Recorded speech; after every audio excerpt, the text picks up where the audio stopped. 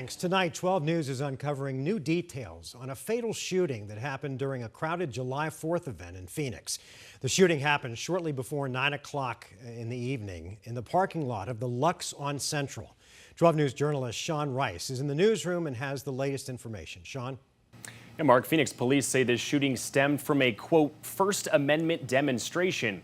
We now know from speaking to people who were on scene that night that this is all linked to a pro-Palestinian rally. Both sides agree that two people fired their guns.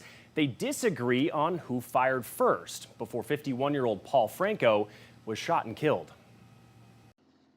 At Steele Indian School Park in Phoenix, several pro-Palestinian protesters were exercising their First Amendment rights on the night of July 4th. The girlfriend of Paul Franco tells 12 News they were walking near them and engaged in an argument with the protesters. After several minutes, they walked back to their apartment north of the park at the Lux on Central. The protesters followed the couple and began shouting from outside the walls. According to the girlfriend, she and Franco began throwing eggs at the protesters from inside the apartment complex parking lot.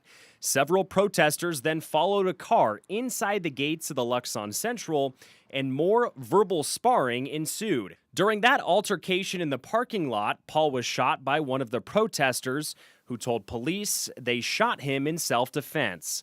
Paul's girlfriend claims he was coming to her aid when he was shot, and did not fire his gun until after he was fired upon by one of the protesters.